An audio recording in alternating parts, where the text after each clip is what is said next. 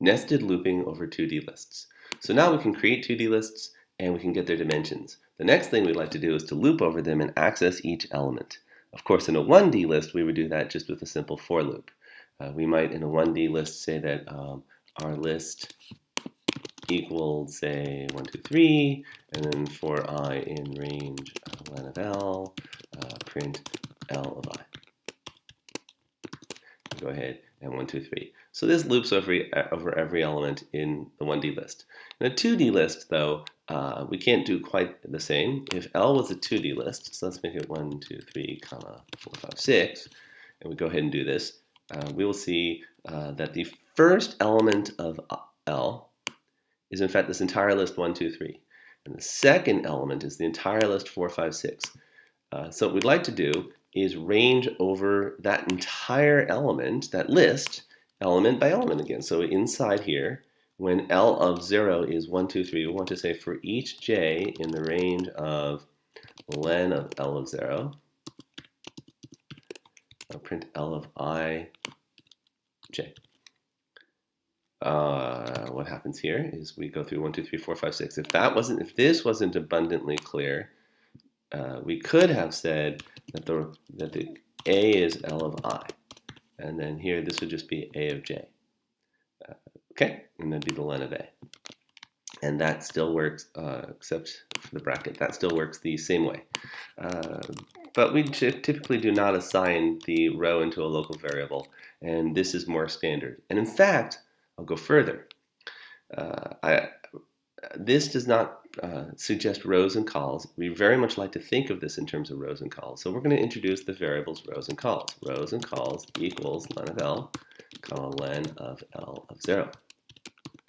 Okay. Now, for I should be in range, instead of len of L, that'll be rows. Instead of len of L 0, that'll be cols.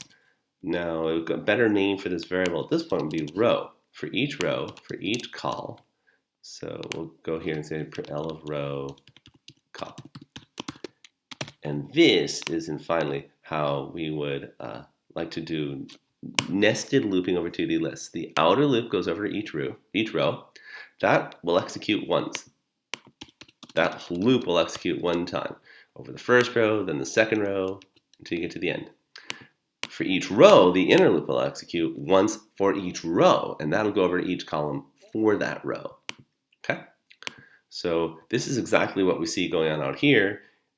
We go ahead and create a list, we get its dimensions, we go over every possible element in the list, and here we're adding one to that element. So let's go ahead and run this, and you can see we're going for every row, for every column, we're adding one. So we started out with 2, 3, 5, 1, 4, 7, and we wind up with 3, 4, 6, 2, 5, 8. Great. So let's actually go ahead and start out with something a little bigger. 2, 3, 5, 1, 4, 7. Let's actually go 6. Nice. Let's say 2, 3, 4, 5, 6. Sure.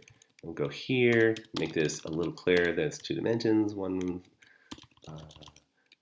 2, 3, 4, 5. And finally one more.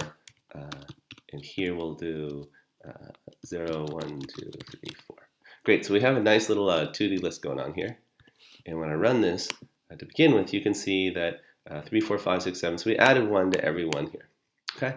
But now instead of adding 1, I want to actually set it equal to 42. So what comes out is just a whole bunch of 42s. Not very interesting yet. I'm going to show you how to conditionally process elements within a loop. It's not at all surprising. We'll go here and we'll just say we only want to do this for the odd columns. So if the column is odd, that's the column index. If the column is odd, mod 2 is 1, only then set it to 42. When we run this now, you'll see column 1 and column 3 set to 42 in each row, but the even columns are left alone.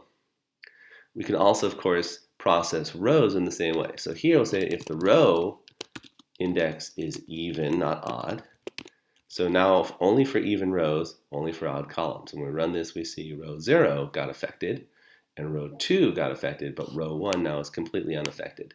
So now we see how to iterate over rows and columns with nested for loops, and to do it with some conditionals so that we're only processing certain elements within the list.